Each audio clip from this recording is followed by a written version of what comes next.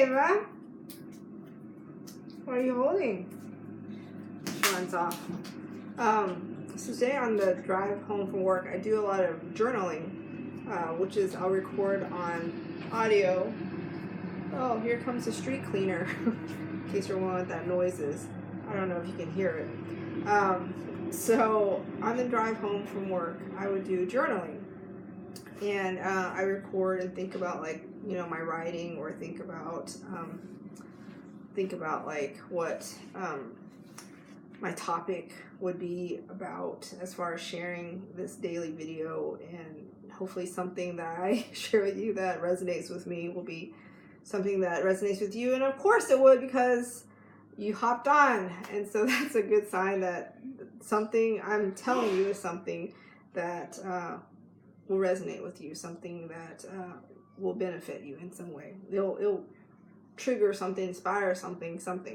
So I'm driving home, and I was thinking, I have lunch with a friend tomorrow, and you know, like, we'll send each other daily manifestations to talk about, like, our intentions and our, you know, how we would like to live our life. But we don't really technically know, like, what's going on in our worlds. And tomorrow when we have lunch is when we'll exchange that information. We'll share our stories and talk about our experience of the week, or since the last time we've had lunch together, and talk. And I was thinking, this must be hilarious, right? Like, you're having this conversation with God, you're thinking about incarnating into a human form, and you're like, isn't it going to be boring? Like, we're all as human beings walking in this earth doing the same thing. Like what is there to do, you know, as a human on earth?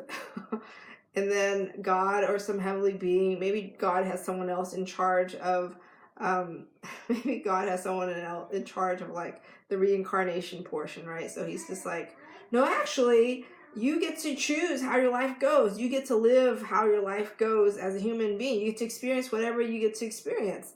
And only you will experience life the way that you experience. Only you will see from your pair of eyes. Only you will mother a certain way. Only you will speak a certain way. Only you will feel a certain way. Like, you are going to have a very unique perspective, unique to only you, when you experience and go through life. And I was thinking, like, isn't that funny? Like, it's so funny that we have all these incredible, unique experiences, and yet, for some reason, we think we don't have anything to share. We think, oh, I don't have a message to share. I don't have a part of me to share with anyone. People don't want to hear what I have to say, because surely nothing I say would be of a value or would be unique or anything like that. But the thing is, there's only one of you in this whole planet. Only you have your DNA. Only you see the things the way you see things. And only you can mother a certain way, can coach a certain way, can speak a certain way, can feel a certain way. Like, it's all unique to you. So what makes us think that our message, when we say it, won't be unique to us? Why would we think that what we say could not be powerful or impactful or have the ability to resonate? Like, why would we think that? And I was thinking, you know, it makes you think twice. It makes you think twice about not sharing. It makes you think twice about not connecting. It makes you think twice about not having deep, powerful conversations with people around you, because there is value to what you say. There is value to your perspective that is unique to you. There is value to your soul's message. You do have a message to share. There is something about you that is unique only to you, and only you know what that is, and only you can share it in the way that you would share it.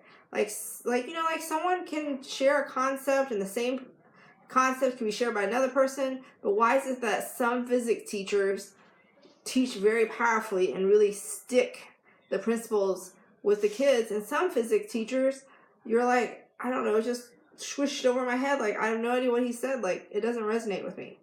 It's the same thing. Like, some people will resonate with that first physics teacher, and some people will resonate with the second physics teacher. So yes, you do have a message to share. And yes, what you do say has value, and you get to choose your words powerfully, and you get to choose how you share your message. You get to choose it all. You get to choose your experience of life on earth. You get to choose everything, and we like give up our rights. We give up our ability to share. We give up our, like, we pretend like, oh, I don't have anything of value to share. Oh, I couldn't contribute to that conversation. Oh, what I would like to say is not worth me being nervous and standing up front and raising my hand and speaking in a meeting or in a crowd or something, because I might get judged. Heaven forbid. People might have thoughts about what I say. They might respond, It's like, people are always going to judge. People are always going to have thoughts. People will always have things, like responses in their mind. They're always going to have opinions.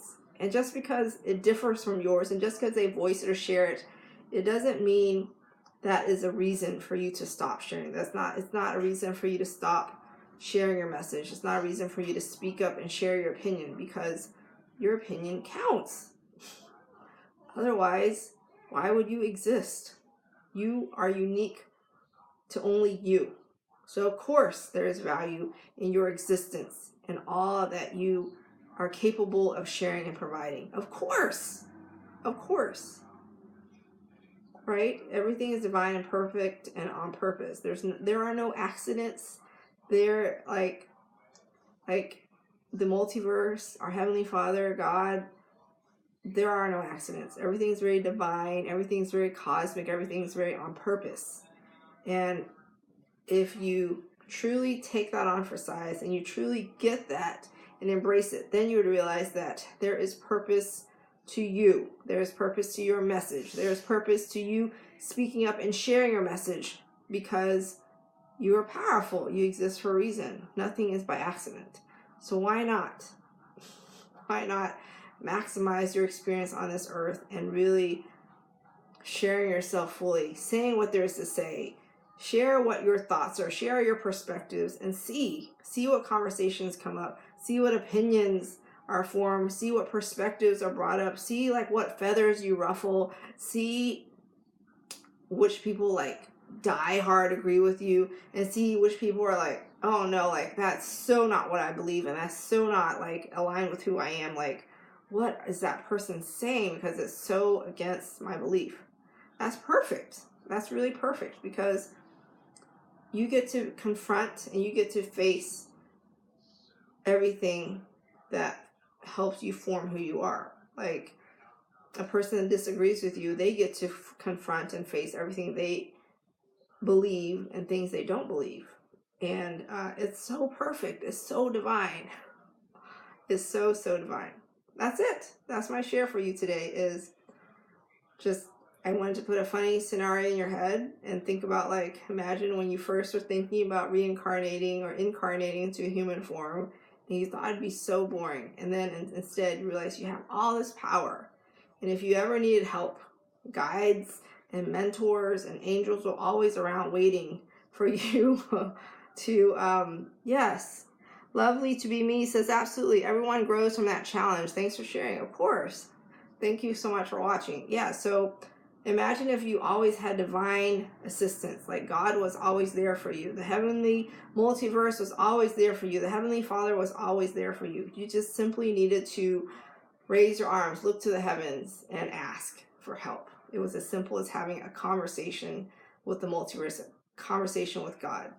Like, before you came down, if you needed anything, you just asked for help, and you forgot, oh, I have a line. I have a telephone line. I have this cell phone that will connect to the position above. And I have a direct connection to the realm I came from. All I have to do is ask.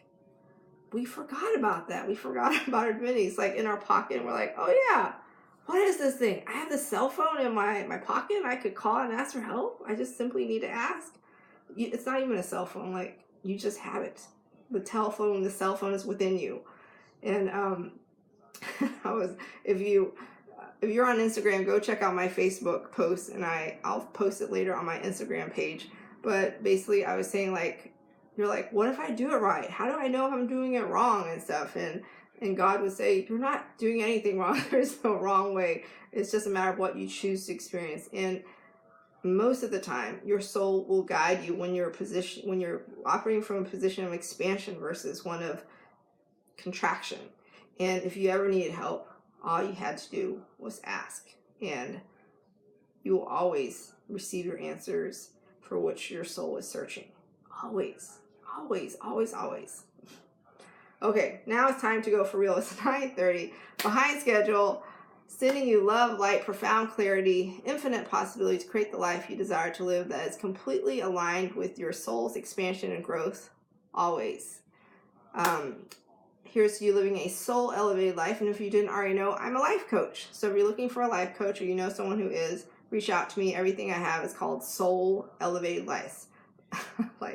Soul Elevated Life. Soul is SOUL. Elevated Life. That's it. I will see you tomorrow. Sending you lots of love.